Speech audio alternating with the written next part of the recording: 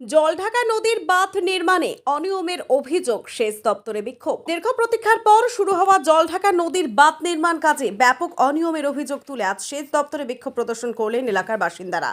স্মারকলিপি প্রদান করে তারা দাবি করেছেন নিম্নমানের সামগ্রী ব্যবহার করে তৈরি করা হচ্ছে বাঁধ, যা ভবিষ্যতে বন্যার ঝুঁকি বাড়িয়ে তুলতে পারে।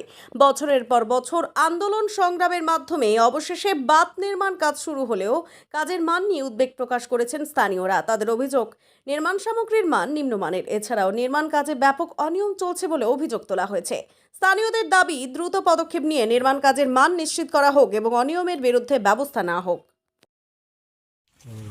আমাদের যেটা উদ্দেশ্য আর কি, আমাদের জলঢাকা নদী নিয়ে দীর্ঘদিনের একটা অভিযোগ ছিল যে সেখানে একটা পারবাদ করা হোক। তো বর্তমানে পারবাদের কাজ শুরু হয়েছে মার্চের দিকে। শুরু করার পরে অনিয়ম করতেছে, যেখানে মেটেরিয়ালসগুলো একটা মেজারমেন্ট ছিল, সাইজ ছিল যে ন্যূনতম 10 কেজি থাকবে, সেখানে সবচেয়ে ছোটো ছোটো বোল্ডার ফেলে ওনারা কাজ করার চেষ্টা করতেছে। আমরা দক্ষিণ আলতা গ্রাম জলঢাকা বাবুরমুড়ি প্রযুক্তি থেকে এসেছি, এলাকার বাসিন্দারা, এলাকার ভূমিরক্ষা কমিটির তরফ থেকে ওই এখন তো কাজ শুরু হয়েছে, মাত্র বোল্ডার পড়া শুরু হয়েছে। তো বোল্ডারের কোয়ালিটি ভালো নয়, নিম্নমানের কাজ হচ্ছে।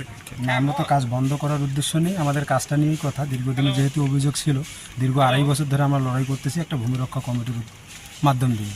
তো সেটা আমাদের আজকে সফলতা আসলো 2024 সালে। আমরা আশা করতেছি কাজটা যেন ভালোভাবে সুষ্ঠুভাবে হয়, পরিকাঠামোগত যাতে কাজগুলো সঠিকভাবে আমরা পাই। আমার নাম মমিনুর ইসলাম, আমি ভূমিরক্ষা কমিটির সভাপতি আছি।